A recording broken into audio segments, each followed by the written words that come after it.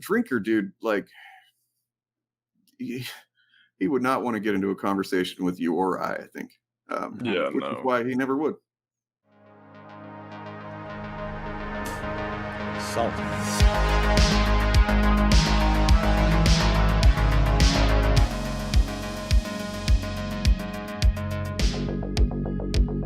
So what do we got? We're gonna look at some drinker stuff, right?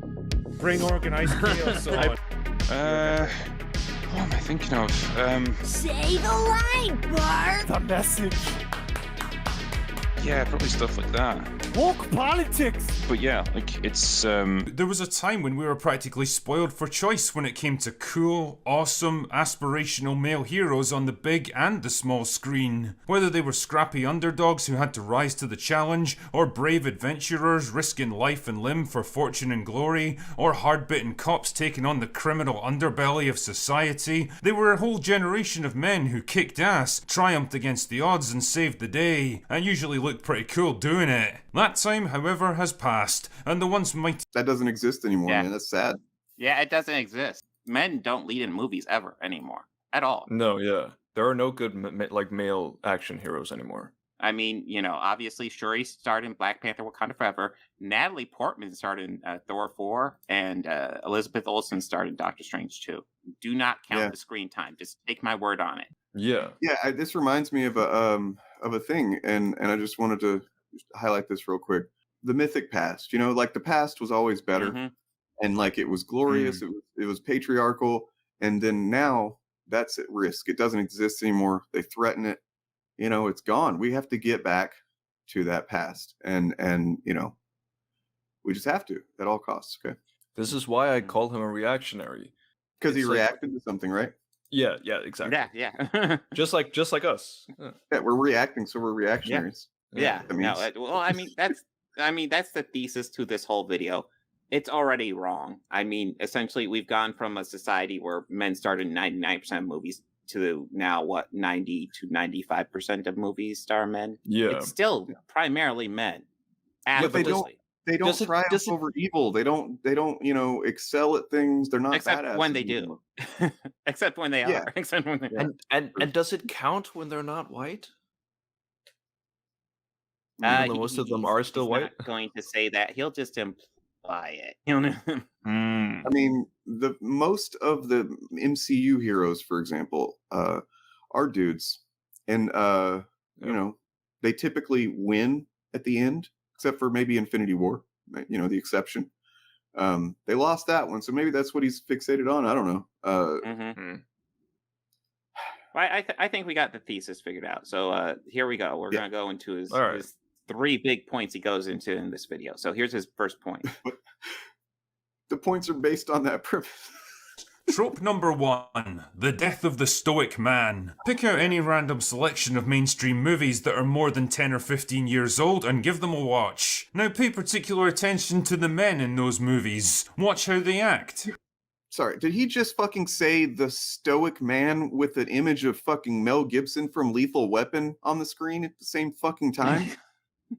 Does he know what stoic means? When we get to the humor stuff, there's a whole segment of this where I'm like, does he know what he's adding together? These don't go together. What are you talking about? Jesus Christ, man. Like, imagine thinking...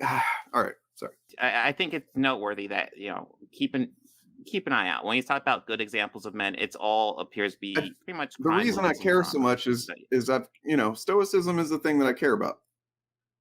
This is one of 3 books on stoicism I have. This is a journal, but each other, the pace and tone and tempo of their conversations. Watch how they carry themselves. Think about the subtle shifts of power and dominance as their scenes progress. The use of pauses and facial... Okay, so Dak Drake. It's just background footage. Okay, dude, when you edit together a video, you make specific choices as to the footage you're going to put over what you're talking about. I do it, if you watch my versus videos, I am doing that. Lots of times it's kind of something that goes along with the flow. But there is a purpose to every clip I put over it. That's just how you edit stuff. You don't do it randomly. If Critical Drinker doesn't understand the inherent nature of imagery and text spoken and shown at the same time, telling an overall story, painting an overall fucking picture, then he, once again, shouldn't be doing what he does, because he fundamentally just doesn't understand the medium. If he thinks that you can just do these things unrelated from each other, that's stupid. Bad defense, and you should feel bad for it. Yeah. So, what is your argument that somehow he's like playing the clips while he's talking? I don't even. That's not how editing works, dude. There's no excuse for it. You record your audio and then you put the clips on over top. This isn't a live recording, at least to my understanding.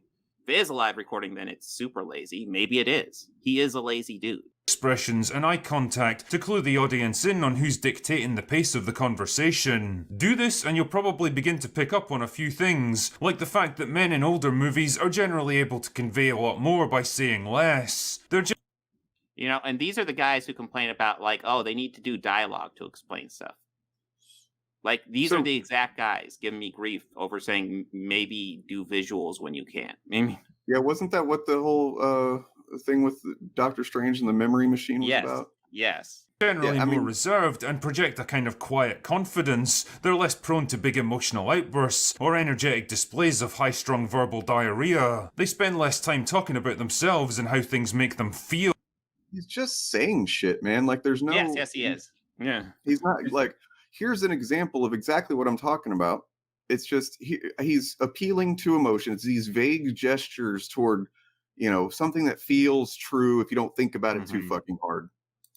And more time grappling with whatever problem or issue is actually at hand. When they decide to show aggression, it's generally controlled and carefully measured and deployed at just the right moment for maximum impact. They're less likely to admit to personal weaknesses, insecurity, and emotional fragility, or complain about. Oh, What yes. the fuck Tony is he fucking talking about? Tony Stark and Logan are not modern. Yeah. They're good old action heroes. Tony Stark being the character, he's showing him on screen while he's talking about they're less likely to admit fault, when his entire fucking arc through the MCU is begins with him admitting, like, I've been so wrong about all this and I've got to make up for it. And then, like, even in Civil War, he doubles down on, like, I'm a piece of shit that I've let this stuff happen. And, God damn it, dude. That's all he does throughout, like, his first movie, right? Then Avengers, then Ultron, right? Civil War. Like, his whole thing is that he fails, but then, like, he accepts that, right? He rises back up, like, it's not, he's not just a hero because he's like I'm good, he, like that's more the Captain America, he's more of like a traditional, like, just superhero, Tony Stark is a lot more, flawed, and he deals with this failure a lot. Like, it makes no sense what he's saying. I mean, there's definitely toxic masculinity is just a thing that exists. I mean, anybody that, like, I'm glad you believe in it, but you don't have to believe it for it to exist. It's pretty self-evident, I feel like, and there's a difference between somebody that can, I don't know. We won't get into that, but. And again, I'm gonna pick on you if you do these weird takes, man. But, like, I don't even fully understand. Like, I mean, when he gives an example, he usually says take, and then, like, do you think, like, somehow he's doing a live recording and then they're playing footage as their live? Like, I'm not even sure what you're talking about, but it sounds like you have no idea how he makes these videos. Right. But like, also, no idea. Wow, I guess you're right, man. Like, I didn't think about the fact that it might be not true that's why they were covering Meghan Markle. It's true. I mean, I don't know. It's not like I've ever seen them, base their talking points on race before. So maybe I'm being you're being unfair. Yeah, they've never based their points on race, which is why I always see Nerdrotic saying Miles Morales, especially Ryan Kinnell, Wilson is Captain America. They say that all the time. Especially Ryan Kinnell. That's really unfair of us to assume that he might just focus on race being like the main thing. It's not like he came out of the Batman and sat in his car and fucking talked about how there weren't enough white people in it. The other big actors in this, Zoe Kravitz as Catwoman, I didn't know how I'd think about her. I really didn't. I'm not a huge... I don't like race swapping at all for any reason whatsoever. It's kind of inexcusable. Jeffrey Wright didn't blow me away. I think it was fine as Commissioner Gordon. Again, don't fucking race swap characters. You had Bruce Wayne, Batman, and you had Alfred. Those are the only two good white people The rest of the three other major players that I would consider like overall like moral good people were, you had Jim Gordon, who's black in this. You had Catwoman, who's not white in this. And then you had the mayor, who's a black woman. Again, very much on the nose for current day Hollywood. Did not like that. Took a little bit off the score for me. Fucking dipshit. Come on, man.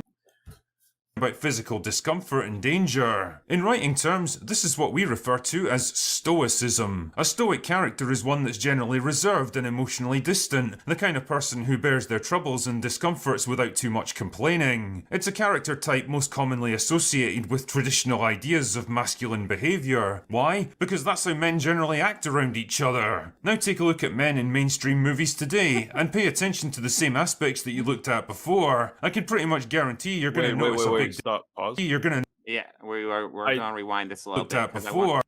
what is this from, guys? Exactly. Okay. Yeah. Who's What that is it from? shoulder? Yeah, Who's that- yeah. who's that Whose sto- shoulder is that one? Who's this This is- stoic man blocking Yeah, half this of is the screen? this is from The Witcher. He's talking about the Stoic Man, and Henry Cavill, who plays Geralt in the Witcher series, exactly fits his definition of the Stoic Man. This is a series that's currently on. Like, I know Henry Cavill recently left, but he filmed one more season that has yet to air. And yet, And why then is he Liam focusing Hemsworth on is going to just come here, in. the Bard? Why is he? Yeah. This video could be called cherry picking the video, and also arguing that like he's not editing this together. He's obviously editing this together. Otherwise, why is he cutting around Geralt? Because Geralt would destroy his argument. I can pretty much guarantee you're going to notice a big difference between the two. The men in movies and TV shows now tend to come across as annoyingly talkative and expressive, reacting emotionally to what other people say and do, instead of coolly In case you're wondering, his one example for this is going to be Black Mask from Birds of Prey. observant and keeping their own feelings in check. Yeah. Fucking any example that's just like, dude, he's just acting like every man in every movie is just going around. Every man in every movie acted like Ewan McGregor in Birds of Prey. And to prove I that, don't know. here's literally one example, and it's literally the one I mentioned. You know, actually he's right, because I remember when the Batman came out, I was just so like, oh my God, just Batman's just having fucking piss baby meltdowns this whole time. He's so fucking emotional. Like he's just crying, and like, there was that one scene toward the beginning when he saw the little boy at the murder scene. He did get a tear in his eye. Batman. And it's like, whoa, dude, fucking keep your emotions in check, for fuck's sake. Yeah, they made him an emotional fucking crybaby in that. It was ridiculous. It's also just such weird examples he's using. Also, the one from Rings of Power, right? That one like random person in Numenor who's like barely even a character, rather than like what's like the dad of Isildur called, like Elendil or something, who's literally like the stoic, the stoic leader of all of Numenor. Like he doesn't show much. Like he cherry picks, Yeah, those go against his argument. So he has to pick out the ones that support it. He's trying to support his argument. Note how he's comparing old crime movies to modern superhero movies too. Let's rattle off some examples of these fucking hyper emotional piss baby fucking fragile men in movies these days, right? Like Purpose saying here, John Wick, more like John Bitch, Yeah. He lost a dog, fucking crying motherfucker. Gray Man, more like Gray Woman, am I right?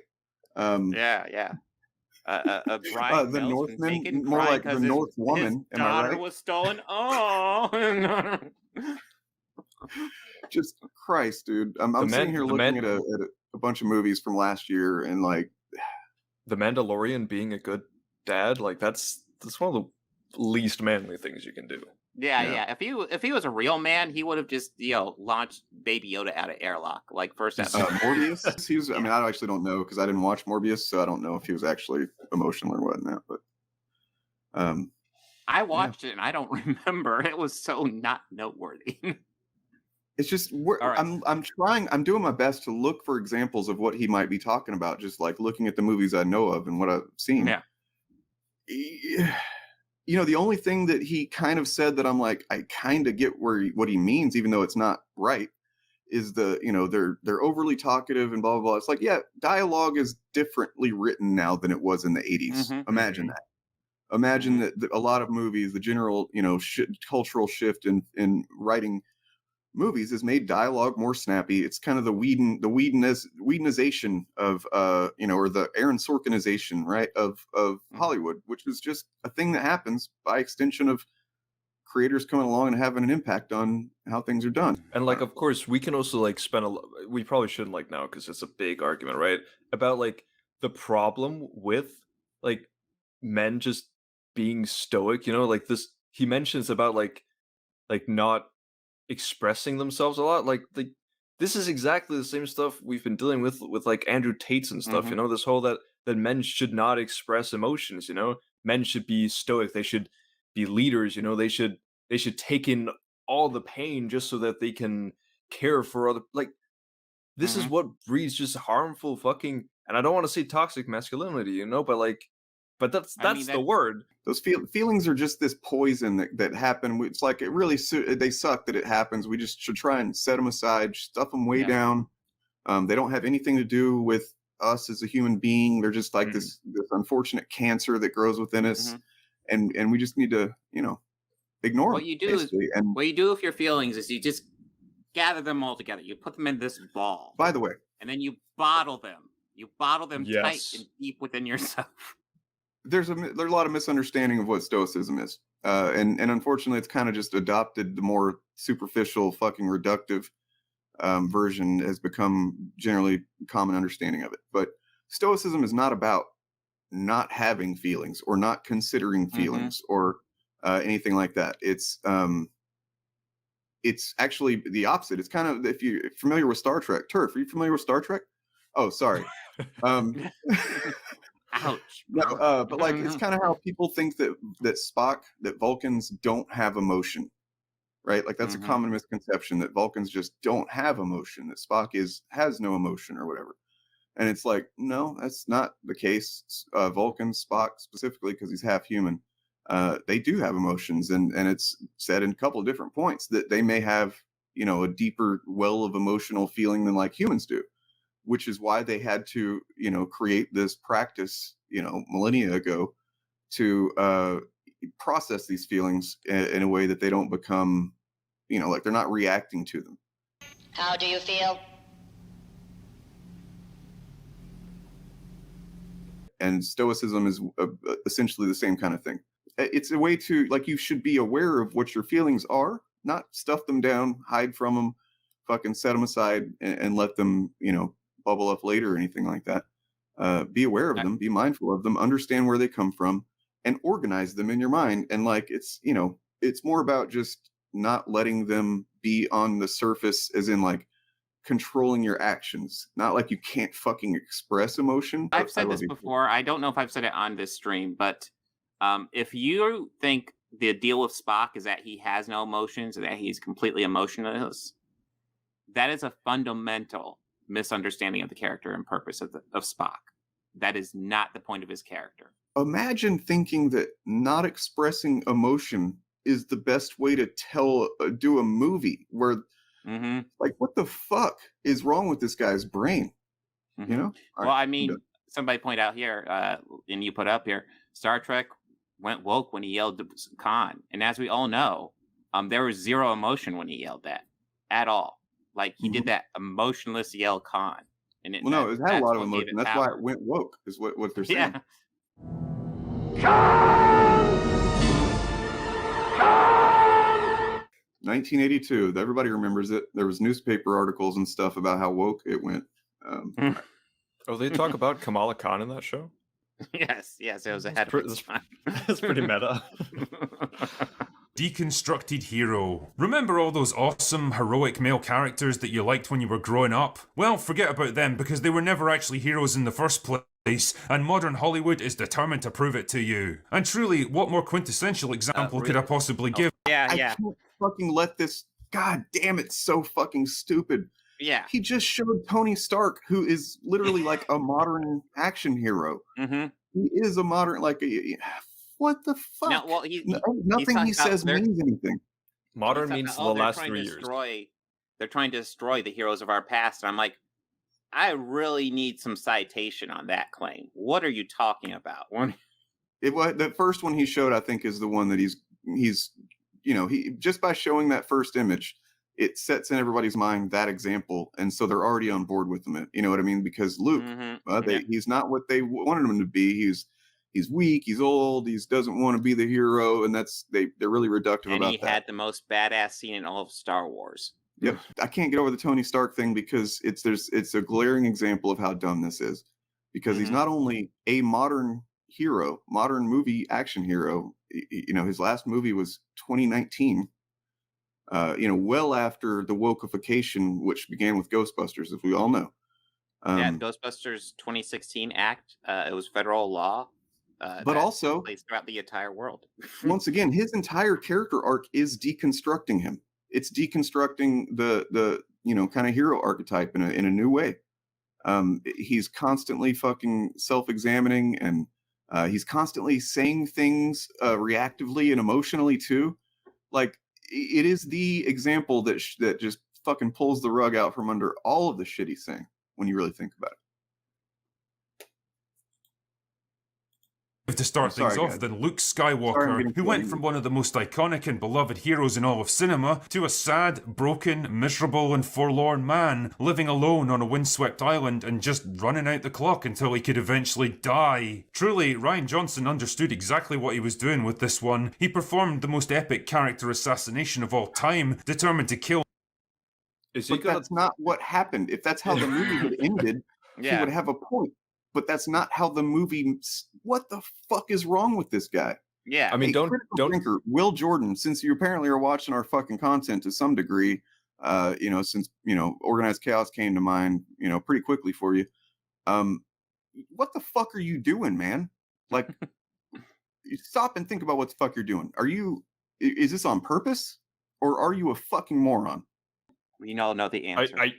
I really, really hope that he mentions where the movie ends. But maybe that's just me. Sure he will. I'm sure he will talk about the ending of The Last Jedi and how Luke Skywalker is a complete fucking badass in that ending. He must have just been in a blackout rage by the time the ending came along. He's like, he's probably writing the script already. He's drinking the finest gentleman's whiskey known, which is Jack Daniels, and he's got through the bottle by that point, and he's just blackout drunk and angry. He doesn't remember the ending. So. It's like he shows Tony Stark, right? Imagine if I took the first 20 minutes of Endgame, right, and showed how Tony Stark is just sad and he gave up and shit. He's weak, man. He didn't want to fight. He's like, we lost. That's it. We can't do anything. Cap.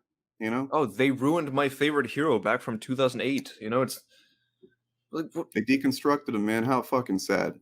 At the very least, like engage with the content you're talking about, realistically. Like if you want to make the same argument, it's like, oh, he died as a loser, like a bitch, but even I wouldn't agree with that at all, but at least you're not just taking the initial part of the movie and then just basing your whole argument off of that. It's silly. And plus, again, I'm gonna go ahead and add, looking at these clips he's putting up here, you can't tell me this is some sort of random editing machine. He's editing this. Just gonna say that. No, and I'm sure he's not at the using end of the this randomized editor 2000 like some might use. No. And I'm certain at the end of this video he's gonna be like, guys, I finally watched the end of The Last Jedi, and Luke was a badass. So this whole video is garbage. I honestly can't believe that I didn't notice before that Luke displays by far the most fucking awesome force ability that we've ever seen. When you really think about the impressive nature of casting your fucking image and consciousness across the galaxy. Wow, man. I was wrong. Yeah. He gives himself a haircut too. Right. Dyes his beard and everything. Yeah, he dominated that whole scene. He was stoic as fuck. Yeah, I was wrong, guys. Sorry. I don't know why I even released this. I don't even know. Well, it seems that he gets blasted by a bunch of shit, and then he comes out and he goes that's fucking stoicism, man. Yeah. At that point, he's in tune with his emotions. The things, I know we're talking about like the laziness in the editing. I've been like, I know some of my videos, I've been lazy before in my editing, right? Like a clip. Sometimes I have like a compilation that I'm putting into a video, right? Clip will slip in. But the thing is, especially also if you've watched like the Pillar of Garbage video, like he does edit like he purposefully He knows what he's doing. misconstrues the things he's editing to fit his point, to lie about it. You know, like it's not just lazy editing. It's like it's lazy and purposeful editing to fit his own narrative. Mm-hmm. Yeah, and, it's pretty fucking insidious, man. I was, matter of fact, I was trying to look yesterday to see if I could find any sales figures on his novels, which I can't do. Maybe somebody else is better at that. But like generally, what you find about him and his writing career seems to be written by him or his publicist. You know, it's like kind of like Eric July, where I found a bunch of evidence that just seems like there's just this planted information that they massage into the discourse. You know what I mean? Like there was this one post that I kept finding about Eric July, for example, that was like verbatim, just pretty much what's going on with this Ripaverse thing. What's the deal with that? And you know, it's like it seems like a plant on 4chan designed to get people, you know, interested in talking about it, but also control the narrative. And I don't have any evidence of that, but man, it really fucking is weird and noticeable to search through pages of Google and not be able to find anything about Will Jordan's fucking writing career except for what seems to be, you know, publicity shit that's written to build him up. And Robert, I was just going to address this because I do think segments are like this, because I did cut away a segment where he's showing clips that are completely contradictory to what I assume he's trying to say, unless he's trying to say that about those characters, which I'd be shocked.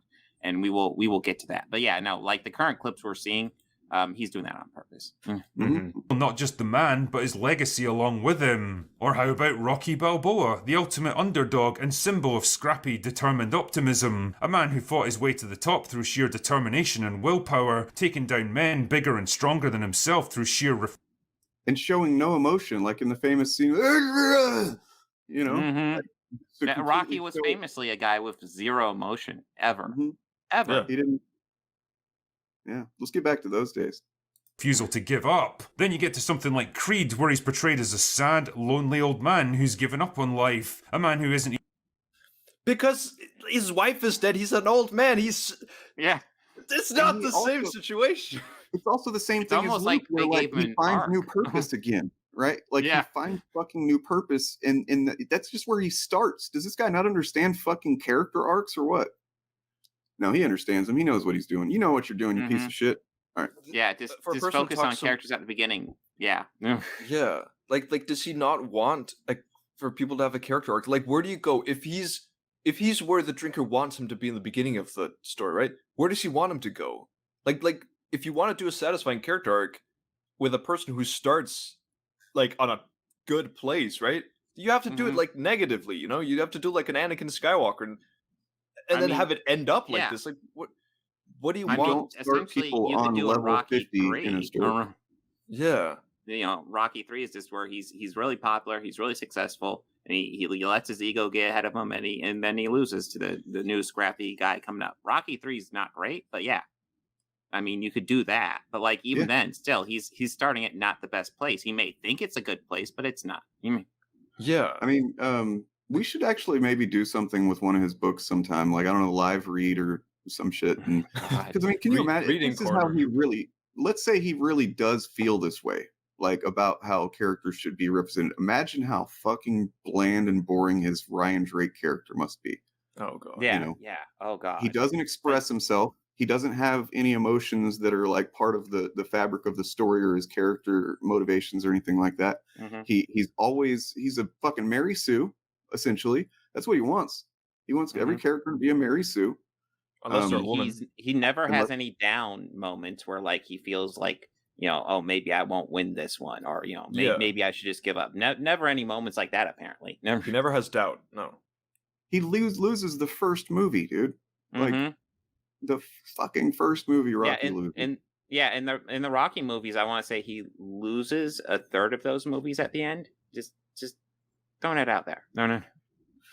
Actually, like if we include the final fight at Rocky 3, which they reveal the ending of in Creed, you could say he loses in half the movies at the end.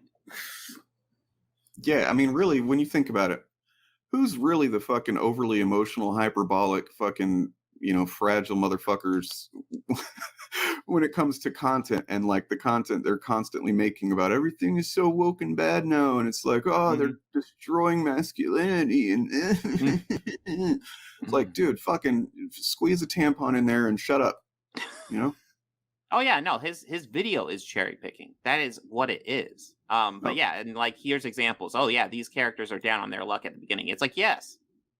It's the same thing that drove me nuts. The first episode of Obi-Wan Kenobi. Obi-Wan Kenobi's down on his luck. I didn't want to see this Obi-Wan Kenobi. He's at a place that makes logical sense for the character at that time, guys. It just, you're driving me nuts with this crap. You know what Where I do mean? they want him to be?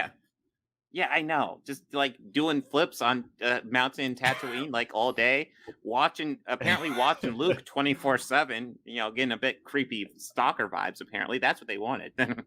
He's just constantly like doing these awesome displays of power from moment one on screen, and he's like, fucking Ray shows up and like, here's your lightsaber, and he's like, thank you. I don't know why I didn't have this until now, but now that I do, I'm going to immediately go and kill Kylo Ren, and it'll be no problem. I will cut through the fucking First Order like it's nothing, and then the movie will be over in half an hour. So, willing to go through life-saving cancer treatment because he just doesn't care about living anymore. Truly inspiring stuff. And famously, Rocky dies at the end of that movie. Famously, it is inspiring. If you watch the end, he wants to live. He's perfect. We gotta break down Picard, which was even like I wasn't even thrilled with season 1 of Picard, but yeah, he's gonna say some stuff here where I'm like, what are you talking about? And also, all his footage for TNG will be stretched unnaturally and look wonky because he's that lazy. Oh, I thought Picard was just kind of chubby in this one. What are you talking about? This is X-Men, right? Yes. God damn it. Jean-Luc Picard, the cultured, intelligent, clear-headed diplomat, capable leader and brave explorer from Star Trek The Next Generation, once the epitome of the thinking man's hero, now reduced to a confused, frail old man who needs to be put firmly in his place by someone more... If anybody's not watched Picard, this is the very beginning of the series when he has been retired because he is fucking old as dirt, right? In real life and in the show. And the whole point is, once again, him finding his fucking, it's how Picard got his groove back. And he does it without place to take the character. The point of this scene is not to make him look bad, like they act like it is. It's to show that he doesn't have the support of the Federation anymore. That he's making choices that, like, and that's the distinction that Patrick Stewart insisted on to be in the show. He was like, we've done all this, we're not going to do the same thing again. If I'm going to be in this show, the character needs to be at an interesting place, and we need to kind of come at it from a different angle. And one of those is that he's kind of on his own. He gets his ragtag team of his crew together, but he's not just fully supported by the weight of the fucking Federation anymore. And that's what this scene is about, is showing that they're diametrically opposed in ideology, and at that point he's actually standing for what he fucking believes in this scene is what he's doing. Nothing But Media brings up half the old Star Trek movies about characters getting old and finding their place in the world. Yeah. Star Trek 2, which Drinker just used as a positive example in one of these clips. It's about that. I'm realizing why I don't cover Drinker very much, man, because it actively pisses me off. He is saying so much here, and it is, I don't know, like, I'm not gonna lie, I find Drinker kind of entertaining to mock, because he is just jamming so much bullshit that, like, easily disprovable bullshit in here. It's insane. But that's what pisses me off, is how fucking successful he is. That does piss me off. Yeah. Hold on, I have an image that conveys that. Let me find it.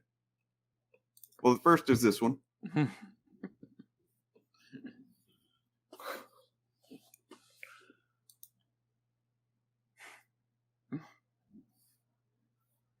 Yep. And now we've tied in the title of the stream. Thank you. Yep. Oh, it rhymes. It makes sense. It's like poetry. It rhymes. Yeah. All right. All right. Sheer fucking hubris. Yeah, that'll teach you to get ideas above your station, Jean-Luc. Or how about Superman? Surely one of the most long-standing... Okay, I just want to say this is an interesting one because there's internal politics to this one.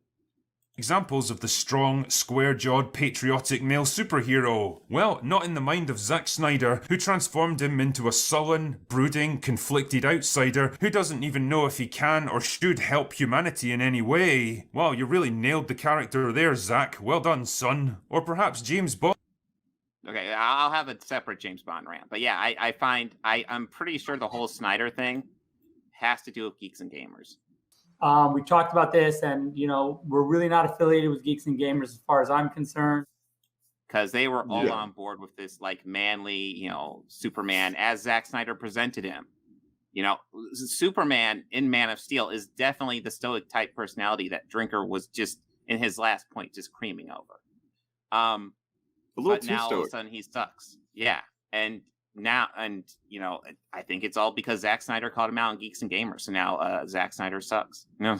Yeah, there's another universe in the multiverse where that didn't happen, and then they're still on the Team Snyder, and they're still like, he's the best thing ever. He makes movies the way that everybody should make them.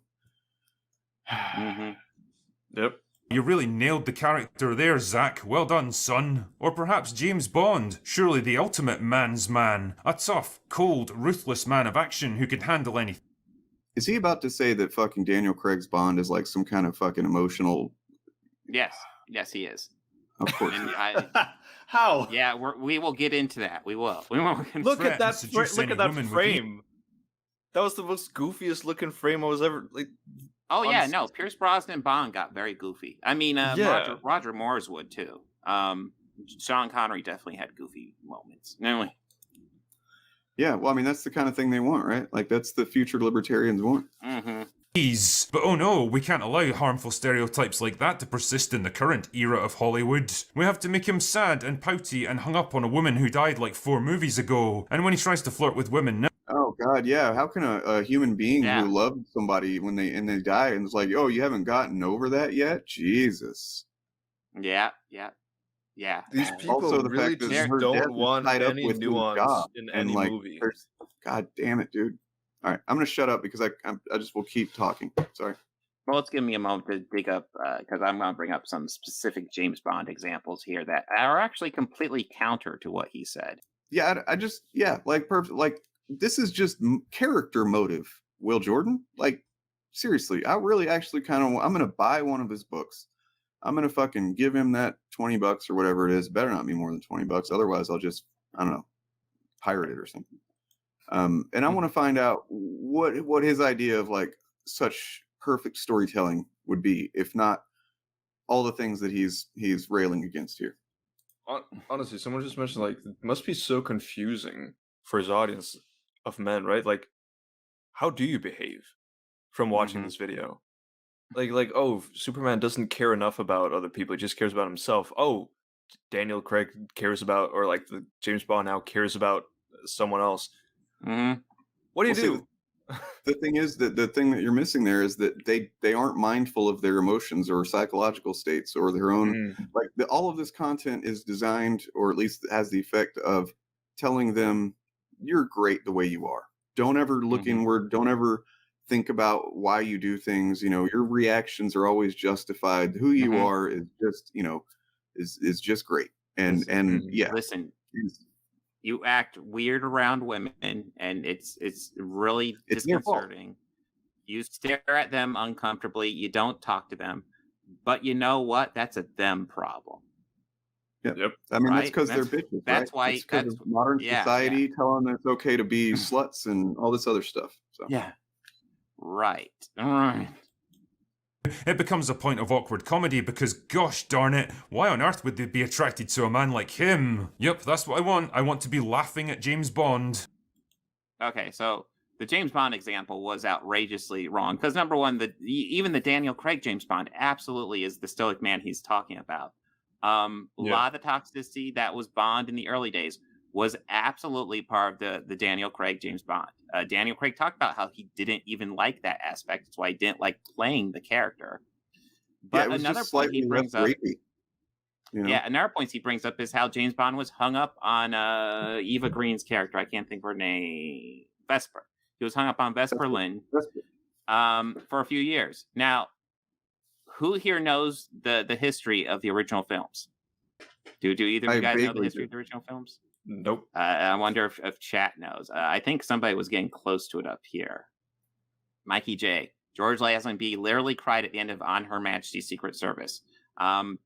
So, you guys know what happened at the end of that movie? Oh yeah, his wife died, right? They just got married. He got married, and his wife died. Do you want to know the last time that was mentioned in the James Bond film franchise? Was it a Brosnan movie? Not quite. So look, and his wife died on Her Majesty's Secret Service, 1969 movie. The last time it was mentioned was in 1989, License to Kill. So 20 years right Get there over it. Of pining over a woman. What a fucking beta male move. Right. Yeah. Like, dude, just pick up your balls and like get back to work, you know? Yeah, exactly. It's like his examples are garbage. Like even there, like normally I'm arguing he's cherry picking. He's not cherry picking there. He's just lying about the characters. No other way to say true. that. Quantum of Solace, he didn't try to seduce the Bond girl because he respected her pain and drive for revenge, and this was 2008. To be fair, I don't remember Quantum of Solace having a plot, so... Yeah, Quantum of Solace was unfortunately not good. Daniel Craig had like some of the best James Bond movies, and for sure, some not good ones.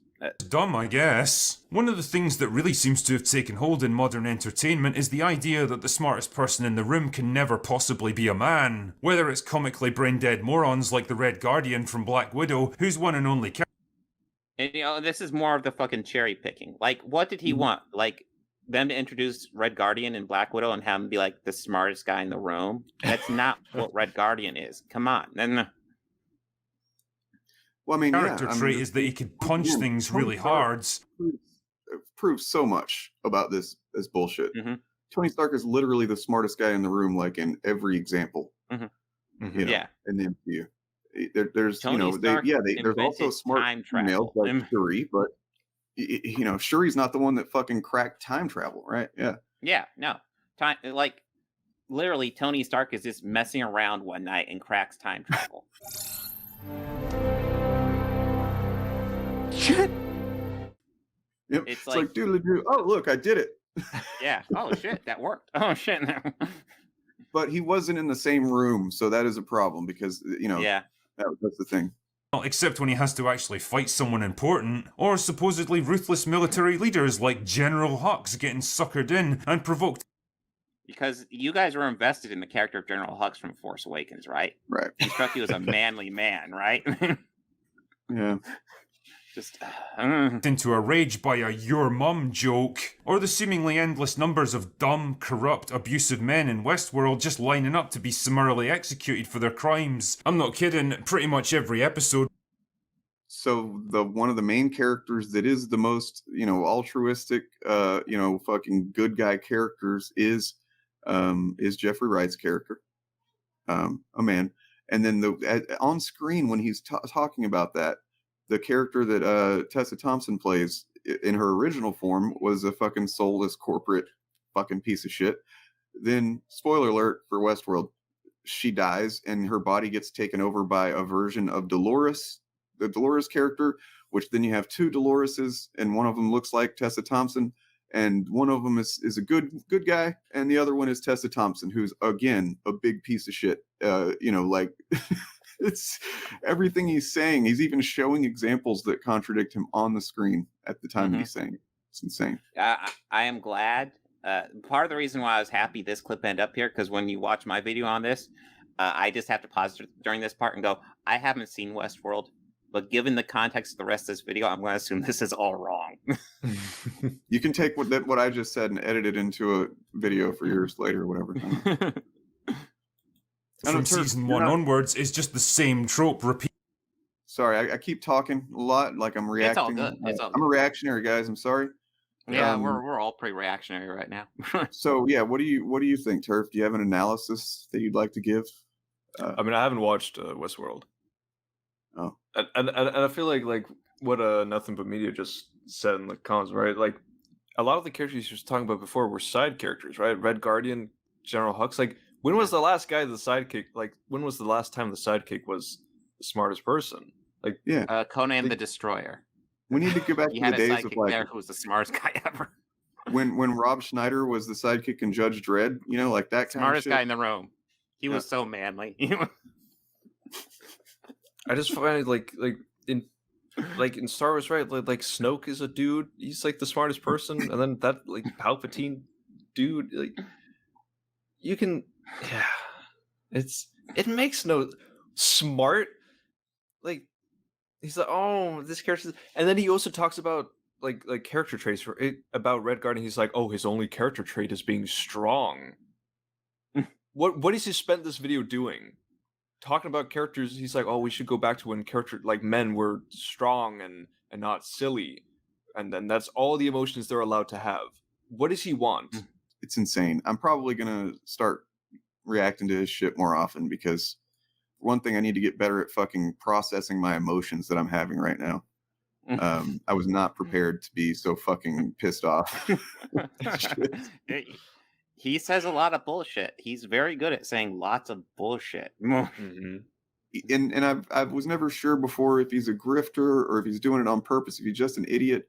And I'm pretty confident now that he's doing it on purpose. Like some of this stuff is so fucking. Some of the examples he's giving, it's like you have to pick out, you have to edit around the people who destroy your example in that scene to get that. You mean kind of like how he did in the Glass Onion review, right? Where he edited that clip deceptively to make it. Yeah, exactly. Yeah. No, EFAP told me that he lied. Didn't you know that? And you know, EFAP knows everything about movies, like how dialogue is always better than visuals. Always. Whenever you have a choice between dialogue or visuals, you take the dialogue that route, guys. Absolutely. I think the fact that EFAP fucking just like attacked them like a fucking attack dog shows something, really. When you think about like how small Pillar of Garbage is compared to EFAP or Drinker. Like, and it's the same reason that I think fucking Eric July can't let me say anything about him without fucking responding to it when I'm like a fraction, of his. I'm fairly confident that's why Rag started going after me, because I was going after these guys. And it's like when you're making too good of points, you know, when you're like, oh shit, they're fucking poking holes in my fucking scam, my deception. That's not good. That's not good for my bottom line. You know what I mean? And so I think, we're on the right track. and yeah, I will continue fucking going at these guys. Critical Drinker, Geeks and Gamers. That's all easy shit. That's low hanging fruit. Those guys, but I'll still keep covering them. I'm gonna cycle through all these motherfuckers until they have no choice but to fucking talk to us. We can chip away, one audience member here and there for as long as it takes until they fucking realize that we're not going to stop. Your fucking audience size isn't going to intimidate us. Your audience is coming and fucking bombarding us, EFAPing our videos, all this shit. At least me in particular. I can't speak for everybody else, but you're not going to stop me. You need to talk to me. You need to have a conversation because I got some shit you got to explain. Don't tell me you don't have an hour to talk to me if you can spend over 4 hours going over one of my videos. Repeated over and over again. Or how about Dr. Henry Wu, the brilliant genetic engineer who made Jurassic... Yeah, you know that guy who had like a 2-second scene in the first Jurassic Park? I was invested to see how his character would progress. Wait, the guy... Is he saying that... Is he saying that this is the bad thing, that this character became like a villain? Yeah, his big point was in Fallen Kingdom, where apparently he was basing his research off another researcher who was... We'll get to it. You mean like how possible? Except it turns out that he wasn't actually all that brilliant after all, because all he really did was piggyback off the research of Charlotte Lockwood. You mean how fucking science works, you fucking moron? Like how society works. Everything's built on everything we've built before. We don't reinvent the wheel every fucking generation. Every successful scientist just from scratch. They didn't take what, came before. Like, I know that this guy worked on this before, but I'm not going to use what he did. I'm just starting from scratch, you guys. Going to go from there. Stephen Hawking, right? He said, he was like, fuck all that Copernicus shit. I don't know. Like, I'm sorry. I mean, nothing but media just nailed it. It's almost as if Ian Malcolm addresses this in Jurassic Park when he says they built their research off other people's without learning the information themselves. Yeah, I mean, it's in the text of the goddamn movie.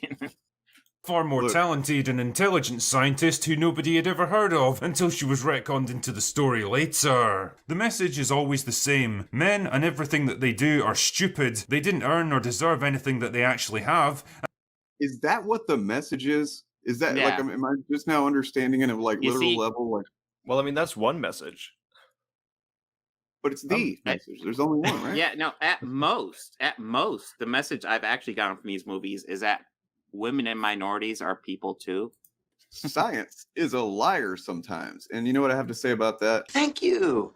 But like Jurassic World movies have Chris Pratt as the typical action hero, you know? Right. Mm-hmm.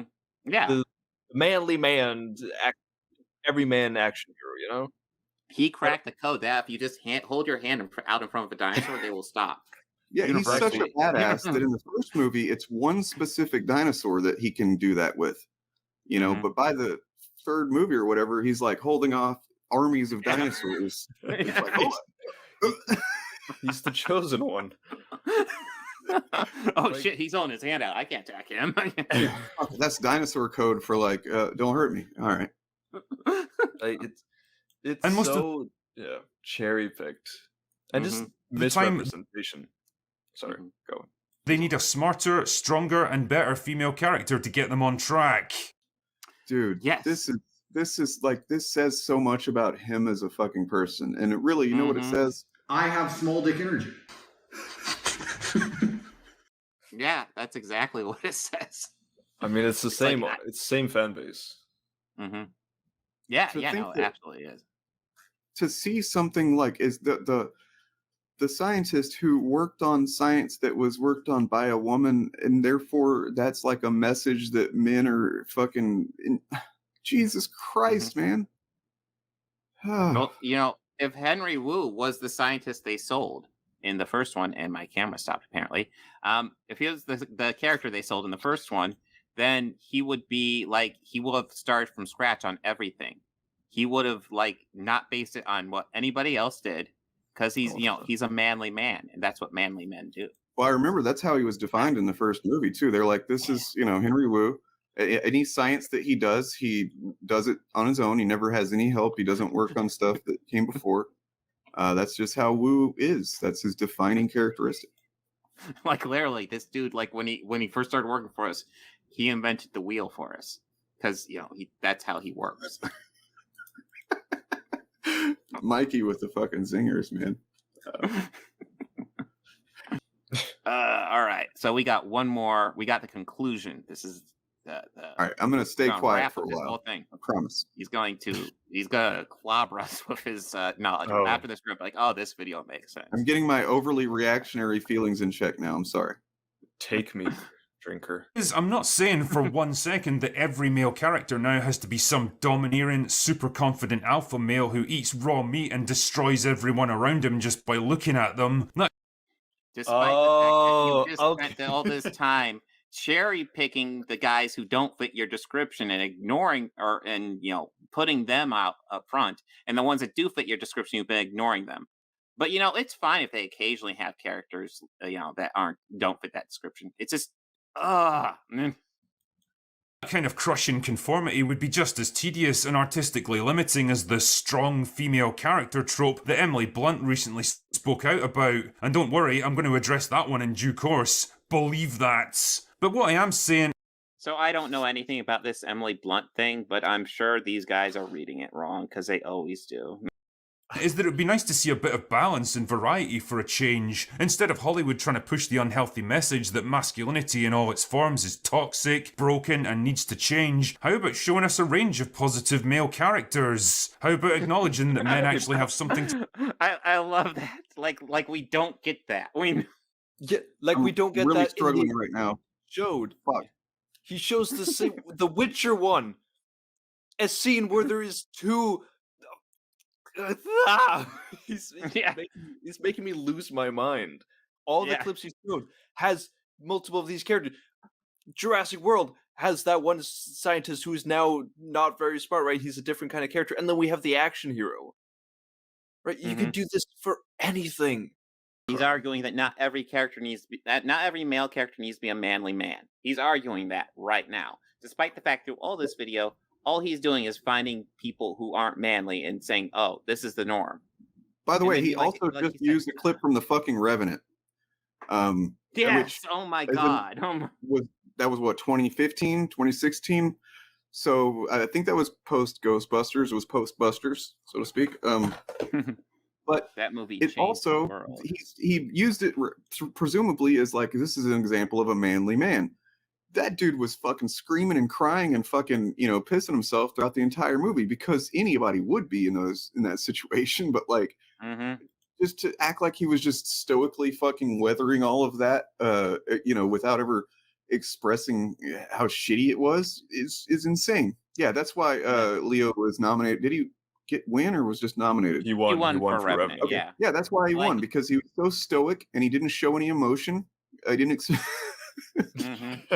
Yeah, the actor didn't express any emotions. That's why he won Best Actor. Yeah, exactly. Perp nailed it, dude. Like, they don't have to be super manly and shit. They just can't be shown up by a woman. It's just he just debunked his whole video, right? So at the end he goes, "Oh, not every man needs to be the stoic man that I want them to be, right? As long as there's a little bit of like variation." That's exactly what movies are nowadays. If we go back to like the old days with like all these action heroes, there is less variation in men, Like where's the other personalities, Yeah, give that bear the Stoicism Award, goddammit. Yeah. That bear should have won the Academy Award. Fuck Leo. See, that bear didn't have emotions. It just acted on its instincts. It did its job. It didn't, like a man does. Exactly. Yeah, like Amanda does. I love her. Amanda does.